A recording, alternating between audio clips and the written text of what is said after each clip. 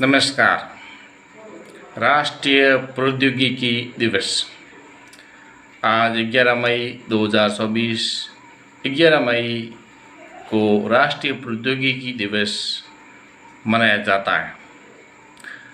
भारत में प्रत्येक वर्ष 11 मई को ये दिन मनाया जाता है और वर्ष 1998 में 11 मई के दिन भारत ने अटल बिहारी वाजपेयी के प्रधानमंत्री काल में अपना दूसरा सफल परमाणु परीक्षण किया था।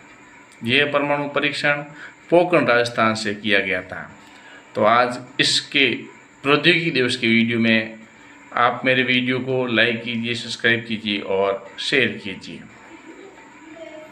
तो मैं बताया कि पोखरण में परमाणु परीक्षण अटल बिहारी वाजपेयी ने अपने दूसरे कार्यकाल में किया था और ये परमाणु परीक्षण पोखरण राजस्थान में किया गया था। प्रौद्योगिकी क्षेत्र में एक बड़ी उपलब्धि प्राप्त होने के उपलक्ष्य में राष्ट्रीय प्रौद्योगिकी दिवस मनाया जाता है। यह भी उल्लेखनीय है कि घरेलू स्तर पर तैयार एयरक्राफ्ट हंस 3 ने इस दिन परीक्षण उड़ान भरी थी। इसके अलावा इसी दिन भारत ने त्रिशूल मिसाइल का भी सफल परीक्षण किया था। ये दिवस हमारी ताकत, कमजोरियां, लक्ष्य के विचार मंथन के लिए मनाया जाता है, जिससे प्रौद्योगिकी क्षेत्र में हमें देश की दशा और दिशा का सही ज्ञान हो सके और आगे क्या करना है उसको सही निर्णय लिया जा सके। भारत का परमाणु परीक्षण भारत में परमाणु जो परीक्षण हुआ उसकी जो प्रतिभा और क्षमता की कोई कमी नहीं है। प्रौद्योगिकी क्षेत्र में काफ़ी आगे बढ़ने के बाद भी भारत दुनिया के कई देशों में पिछड़ा हुआ है और उसे अभी बहुत से लक्ष्य तय करने होंगे। इसलिए 11 मई का दिन प्रौद्योगिकी दिवस के लिहाज से भारत के लिए बेहद महत्वपूर्ण है। इस दिन 1998 में पोखरण में न सिर्फ सफलतापूर्वक परमाणु परीक्षण किया गया बल्कि इस दिन से शुरू हुई ये कड़ी 13 मई तक भारत के 5 परमाणु धमाकों में तब्दील हो चुकी थी। भारत ने न सिर्फ परमाणु विस्फोट से अपनी कुशल प्रौद्योगिकी का प्रदर्शन किया बल्कि अपने प्रौद्योगिकी कौशल के चलते किसी को परमाणु परीक्षण की भनक तक नहीं लगने दी। अत्याधुनिक उपकरणों से दुनिया के कोने कोने की जानकारी रखने वाला अमेरिका भी 11 मई 1998 को भारतीय प्रौद्योगिकी के सामने गच्चा खा गया। श्रेष्ठ हथियारों का विकास वो भारत कैसे कर रहा है? तो भारत ने परमाणु शक्ति संपन्न देश बनकर निस्संदेह दुनिया में आज अपनी धाक जमा ली है। लेकिन देश अब भी कई देशों से कई मोर्चों पर पिछड़ा हुआ है। भारत आज अपने दम पर मिसाइल रक्षा क्षेत्र विकसित करने में सफल हो गया है, लेकिन अभी अमेरिका, चीन जैसी व्यवस्था स्थापित करने के लिए इसे बहुत मेहनत करनी होगी। चीन ने रडार की पकड़ में न जाने वाला स्टेज विमान विकसित कर लिया जो अब तक केवल अमेरिका के पास था।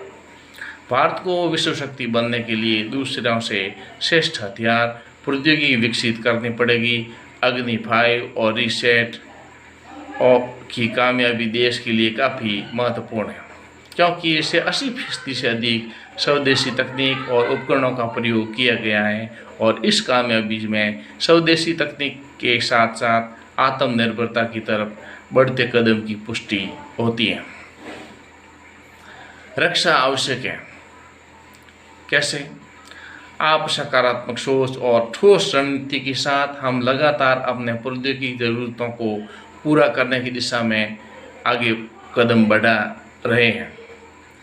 तो ये दिन दूर नहीं है, वो दिन दूर नहीं है जब हम खुद अपने नीति नियंता बन जाएंगे और दूसरे देशों पर किसी तकनीकी हथियार और उपकरण के लिए निर्भर नहीं रहेंगे।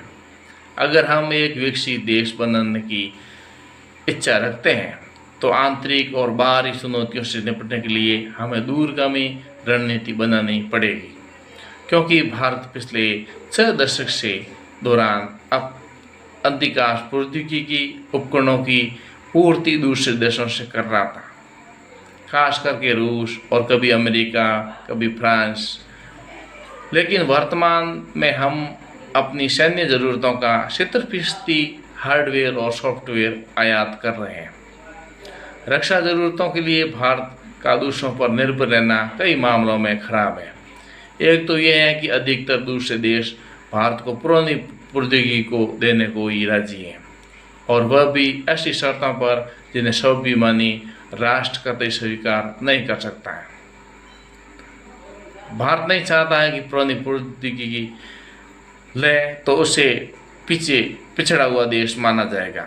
इसलिए भारत चाहता है कि नई तकनीक अपने आत्मनिर्भर रवैये के हिसाब से तैयार की जाए, और आत्मनिर्भर भारत बनने के लिए नई तकनीकी, नई प्रौद्योगिकी उसको और आगे बढ़ाना होगा, उसको और आगे विकसित करना होगा।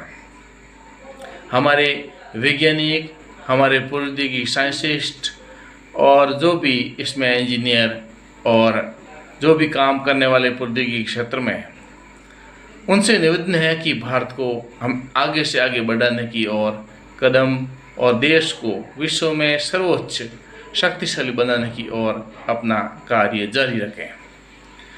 आप मेरे वीडियो को लाइक कीजिए, सब्सक्राइब कीजिए और शेयर कीजिए। तभी भारत सच्चे अर्थों में समृद्ध राष्ट्र बनेगा और प्रौद्योगिकी क्षेत्र में आगे बढ़ पाएगा।